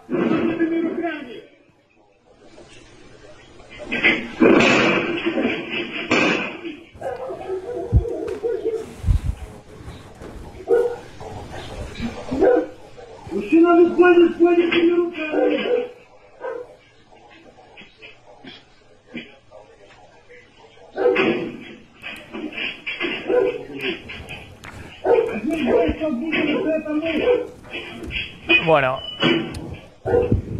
esto muestra un poco lo que contábamos, ¿no? Digamos, de ya un ejército de ocupación y con una población que está en situación de resistencia, ¿no? Claro. Lo cual habla también de un conflicto de otras características. Y está difícil la situación para los refugiados, es muy distinta a la situación de los que prefieren irse a uno u otro lugar. En Reino Unido, el primer ministro Boris Johnson rechazó flexibilizar los requisitos de visa para refugiados. La Argentina, en cambio, decidió ofrecer visa humanitaria por 3 años a los ucranianos. Habitualmente se da por 1 año y se decidió que sea por 3 años.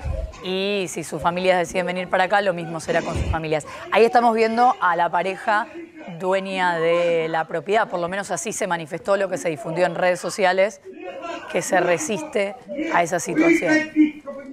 Sí, al ingreso de soldados, obviamente, y se multiplican este tipo de imágenes mostrando, bueno, lo que estamos contando, ¿no? De ya el ejército ruso avanzando, pero, bueno, un país que... Antes de verlo en vivo, Maxi, todo esto, o sea, es ver esta cantidad de imágenes que aparecen, es impresionante, porque imagínate las guerras hace 40, 50 años, uno las tenía por los libros. Relatada. Y algún periodista de un diario que podía sacar una foto. Esto es impresionante. Mirá el poder de esta imagen. El poder de esta imagen. Y desde el comienzo decimos que no son tantos los argentinos que estaban allí en Ucrania, de a poco fue saliendo la mayoría, 86 ya son los argentinos que salieron, pero todavía hay entre 17 y 20, así lo relata la Cancillería Argentina, que no están seguros de si quieren salir. ¿Te acordás que al principio eran mitad y mitad? La mitad se quería ir, la mitad no.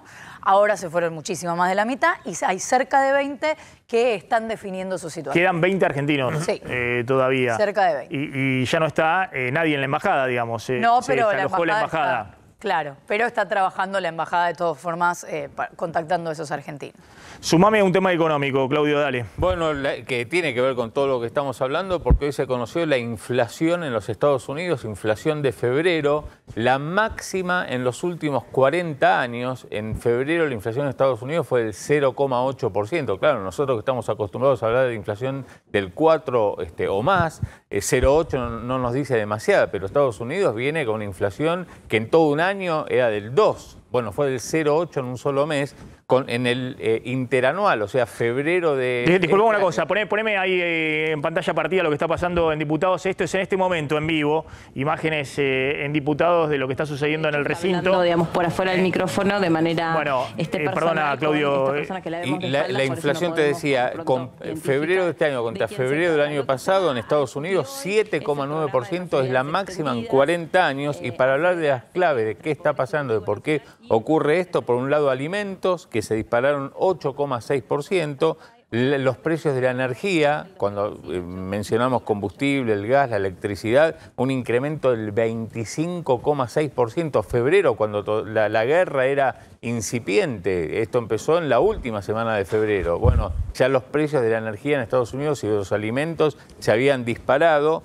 Y atención, porque cuando uno habla, hace el análisis de lo que está pasando allí en Estados Unidos, es, bueno, ¿qué impacto puede tener en Argentina? Y el impacto va a ser que Estados Unidos va hacia una suba de la tasa de interés que ya viene siendo anunciada, pero que fue ratificada justamente en las últimas horas por el Banco Central, la Reserva Federal de ese país, justamente, y esa suba de la tasa de interés sí puede justamente impactar más negativamente sobre la economía argentina. Sí, sobre todo si empiezan a devaluar todos los países de la región. Ojo que los precios de las commodities, los precios de los alimentos, o mejor dicho, de los cereales que exporta la Argentina están en récord, la soja hoy en $640, pero el escenario es de desaceleración de la economía mundial con alta inflación, y ese escenario claramente es un escenario negativo para cualquier país que esté en una situación de la fragilidad que está la Argentina.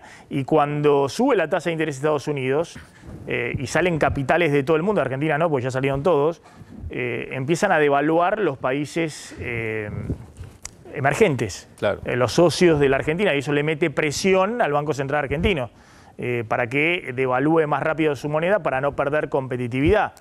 Entonces, ojo con ese escenario, porque es un escenario complejo si continúa esta inestabilidad. Y es año electoral en los Estados Unidos y la inflación pega muy duro. Claro. Vos hacías referencia a que hace 40 años la inflación más alta era el gobierno de Carter, y Carter perdió por paliza su reelección.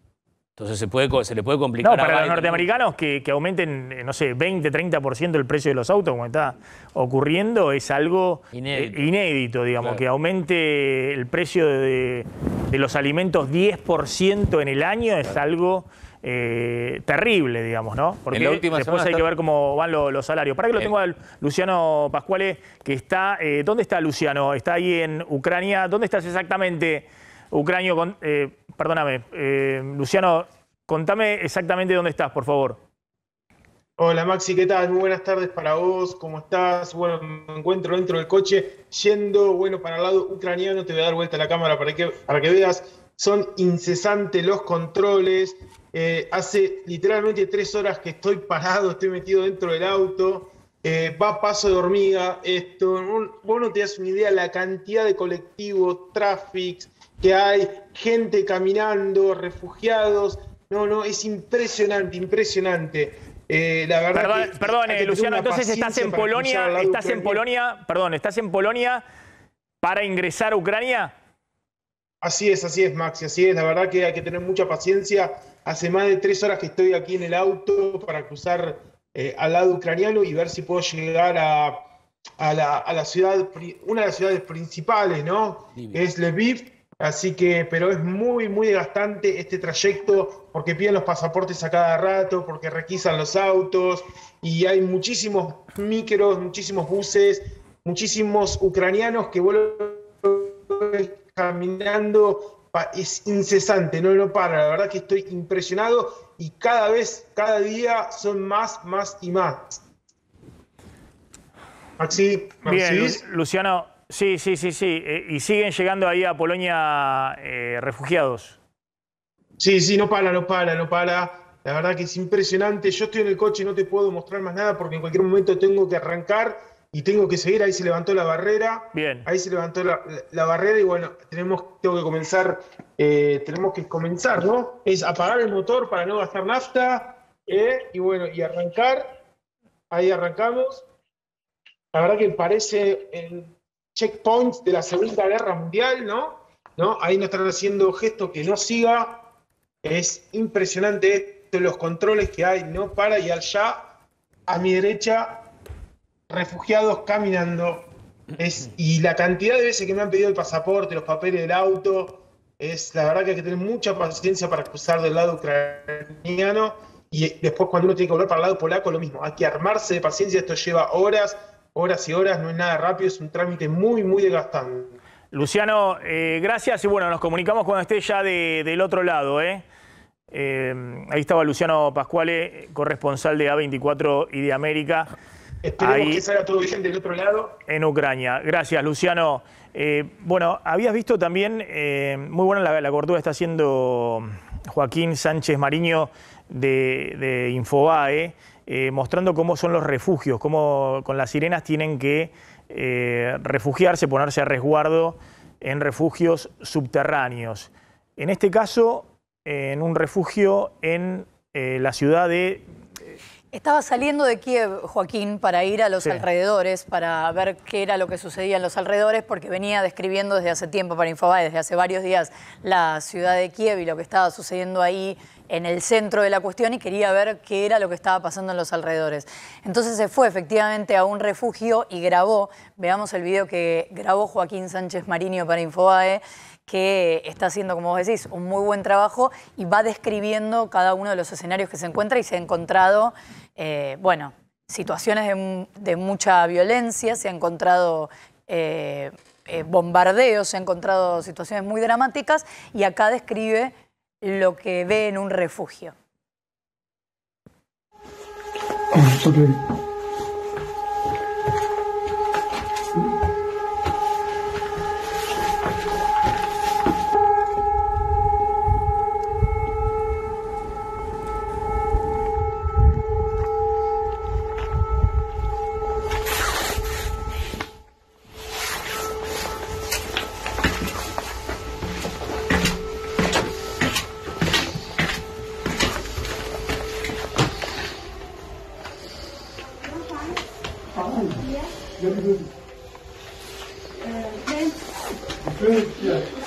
Esto es un famoso refugio, hay unas latas con alimentos en conserva, hay papas acá, no sé si se ven, una pequeña tubería que tira calor, y acá es donde vienen toda la gente de la casa cuando hay un bombardeo. Yo estoy instalado acá en este momento, y de hecho empezó a sonar la sirena, no sé si se escucha.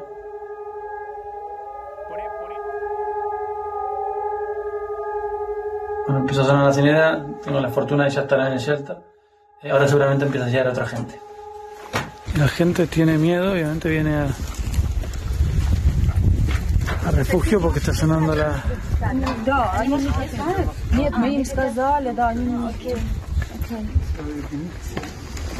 Ahí está todo el mundo entrando al refugio porque hay que cerrar la puerta. ¿Se cierra, Jorge? Я сказала, что вы Vida. 6 там осталось. Не саживайтесь, чтобы было удобно. Sit down, please. Okay. Please. Bueno, esta es la vida en Vinicia también. Voy a poner acá para no molestar. Pero fíjense cómo...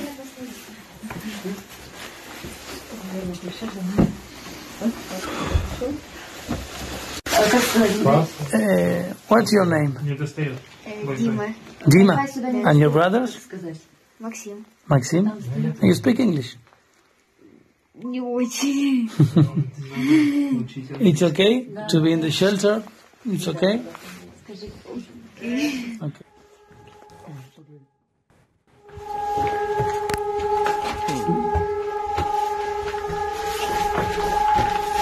Muy buena la cobertura que está haciendo Joaquín Sánchez Mariño. Estaba buscando Vinicia ahí en el mapa a ver cuánto recorrió. ¿A cuántos queda de Kiev? Sí.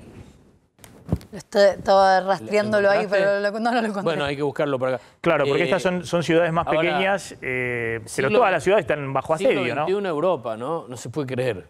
No se puede creer. Siglo XXI, ciudades europeas.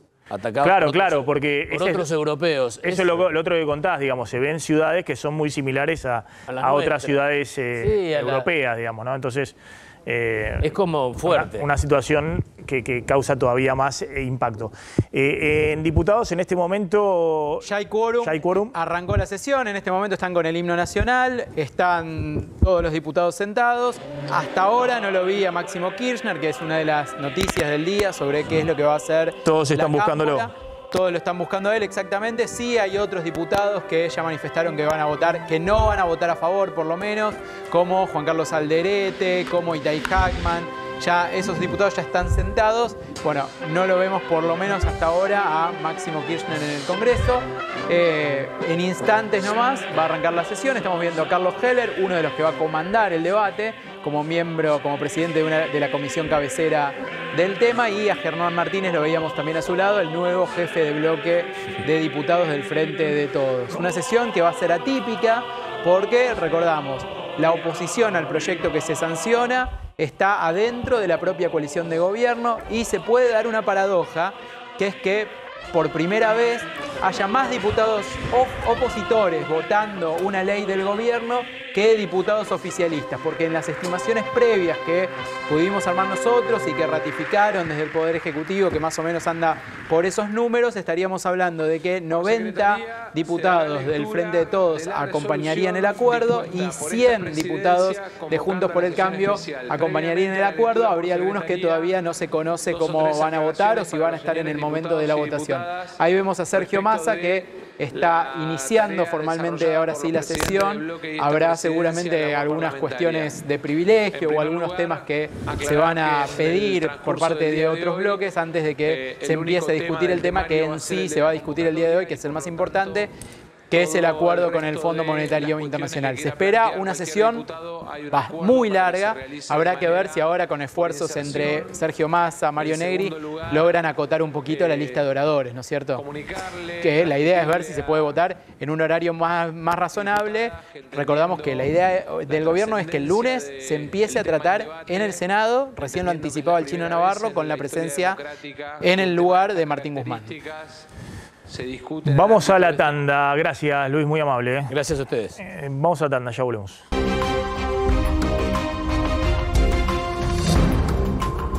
Bueno, siguen buscando ahí a Máximo Kirchner en diputados. Todavía no se lo ha podido identificar. Ya está, evidentemente hay apuro porque ya está hablando Carlos Heller, lo estamos viendo ahí en pantalla, que es el presidente de la Comisión de Presupuesto. O sea, directamente, esto también te digo que es inédito en diputados en los últimos años, que directamente arranque la sesión y arranque el tratamiento del tema. Porque en general siempre había situaciones donde un bloque pedía o la moción, una palabra por Ucrania o por lo que sea, siempre con el fin de dilatar el tratamiento de un tema. Ahora van a los bifes. Ahora están yendo a los bifes, lo cual quizás hace que la sesión se acorte un poquito. En un ratito te vamos a confirmar cómo viene la lista de oradores y a qué hora se podría votar. Y chequemos un poquito a ver si está Esper, si está Milei, si está Máximo Kirchner, los que se manifestaron en contra, digamos, que dijeron que no iban a votar en contra. Obviamente lo más relevante es el oficialismo, pero bueno, también qué pasa con los otros diputados. Sí, los que votaron en contra, la izquierda. Los que votaron en contra están, quizás alguno no lo vi, pero en general están en el recinto, los que dijeron que van a votar en contra. Acá el tema, lo que queda la duda, es los que dijeron que no saben cómo van a votar, porque justamente la duda es si se van a abstener, que el voto ese sería una forma de manifestarse políticamente, que es decir, bueno, hagan lo que quieran, yo no me opongo, y otra muy distinta, especialmente en el Frente de Todos, es si se oponen, porque ya es declararle un poco la guerra al gobierno, por lo menos en este tema, más allá de que ayer Massa volvió a insistir con la idea de no hay que perseguir a los compañeros que piensan diferente, como a mí no me persiguieron cuando voté en contra de la reelección de los intendentes. Eso también lo planteó por lo menos el Frente de Todos. Claudio, el tema del reevalúo inmobiliario en la Ciudad de Buenos Aires. Claro, es cambios en bienes personales, en la manera justamente en que se computa bienes personales acá en la ciudad. Fue un adelanto que hizo Mercedes Marcó del Pont en diputados el otro día. Ahora falta que el AFIP diga cuándo lo van a hacer, digamos, en qué momento va a oficializar esto, pero que ya se sabe. Y tiene que ver con esto, y conceptualmente lo que hay que saber es esto, que aquellas personas que tienen más de una propiedad, que la tienen o para alquilar, como una inversión, tienen 2 o 3 propiedades, aunque esa propiedad hoy tenga un valor fiscal muy chiquitito, acá trajimos un par de ejemplos de una propiedad, por ejemplo, que tiene una evaluación, son casos reales, de 2 millones de pesos, es un 2 ambientes en zona sur, acá en la Ciudad de Buenos Aires, que por ahora no paga bienes personales, está exenta, pero que con el cambio va a empezar a pagar, básicamente porque no es una propiedad justamente llamada casa-habitación, sino que es una segunda o tercera propiedad. Vos fíjate, hablamos de una evaluación fiscal que en términos del dólar blue son de apenas $10.000. Ahora que sería, ahora no paga. se multiplica por 4. La nueva evaluación se multiplica por 4, ya no vale 2 millones de pesos, sino 4 millones de pesos, a lo que hay que sumarle un 5% más, porque la AFIP establece que cada propiedad tiene por lo menos 5% de bienes adentro. Está bien, sería 8 millones de pesos más 400.000 pesos. 8.400.000. Y sobre esos 8.400.000, como excede los 6 millones justamente del mínimo no imponible de bienes personales, va a empezar a pagar 12.000 pesos. 12.000 pesos al año. Al año, que es el 0,5% sobre el excedente de 6 millones de pesos. Un segundo ejemplo de una propiedad real, en la Ciudad de Buenos Aires, un 3 ambientes, vamos a la siguiente placa, ahí está, que vale hoy en día 4 millones de pesos, pero como se multiplica por 4, vale 16 millones más el 5% de bienes. Bueno, esa propiedad va a pagar en el año 144.000 pesos. Hoy no paga nada. Claro, ahí, el ahí sí le empieza a pegar. 144.000 pesos, que es 5 anticipos, unos 25.000 pesos cada uno. O sea que empieza a ser un costo. Claro, ya tiene que empezar a pagar anticipos el año previo, ¿no? Y bueno, fíjate, son 100, de la nada se empieza a pagar 144.000 pesos. Claro. Estamos hablando Hay que ver cuándo lo de instrumenta. 3 ambientes. Claro. No una super casa ni nada. Es un caso real de una propiedad de 3 ambientes en zona norte de la ciudad. Flor, tenías una información con el caso de esta chica que sufrió esta situación terrible de la violación en grupo. En Palermo, sí. Hay algunas cosas más para decir sobre esto. Por un lado, porque se conocieron algunos detalles judiciales. Hasta ahora venía muy hermética la justicia en torno a este tema y se fueron conociendo algunas cuestiones más que son también impactantes. Por un lado, la víctima había declarado que había consumido marihuana y alcohol y ahora los análisis están determinando que también tenía metanfetaminas y anfetaminas en el cuerpo. Ella no tiene ningún registro de haber consumido esto y como en paralelo se conoció la declaración de una testigo que dice que estos chicos iban por este after, este bar, con una bebida alcohólica que tenía algo y cuando le preguntaron a la testigo qué era este algo, ella dijo metanfetamina, sí. Lo que se cree es que efectivamente no mostremos esas imágenes, por favor, ¿no? Esas imágenes, no mostremos las imágenes, por favor. Ella pidió, por favor, que las imágenes no se difundieran más.